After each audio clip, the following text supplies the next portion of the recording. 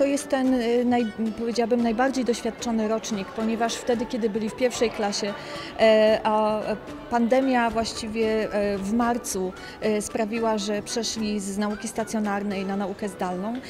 Druga klasa praktycznie to tylko 2 miesiące w szkole i od października znowu nauka zdalna.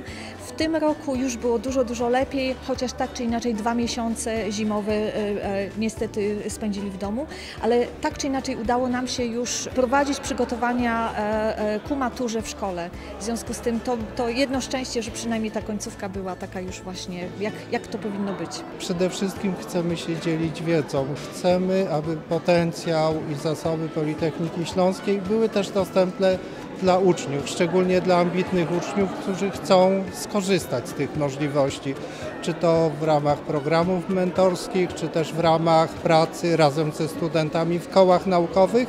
Staramy się stworzyć jak największe możliwości rozwoju wszystkim i jeśli któryś z uczniów wybierze trochę inną ścieżkę niż Politechnika Śląska, to życzymy mu wszystkiego najlepszego. Mamy nadzieję, że do tej innej ścieżki też nasze licea dobrze przygotowują.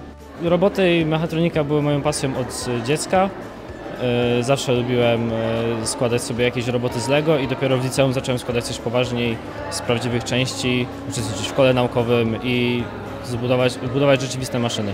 Miałem do wyboru liceum, które było bliżej, ale ze względu na to właśnie to połączenie z Politechniką stwierdziłem, że warto jest pojechać trochę dłużej tym autobusem, ale się bardziej rozwinąć. Planuję iść na Wydział Mechaniczno-Technologiczny, na mechatronikę przemysłową.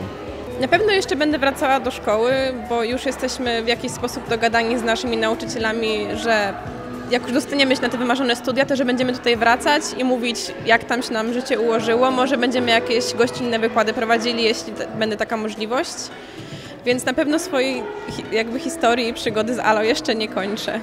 Jak w każdej klasie są różne osoby z różnymi planami. To znaczy wiemy na pewno, jako że połowa tej klasy to profil architektoniczny, że około 10 osób myśli o architekturze. W zeszłym roku mniej więcej też tyle samo osób zdawało egzaminy wstępne i tyle samo osób właśnie pozostało na architekturze. W związku z tym mam nadzieję, że architektom również w tym roku się powiedzie. Na pewno będziemy mieli kilkoro uczniów, którzy będą startowali na Wydział AEI, czyli Automatyki, Informatyki, studiując informatykę, a na pewno jeden uczeń wybierze inżynierię lotniczą. Na pewno dużo osób na Politechnice pozostanie. Zobaczymy, jak im się uda.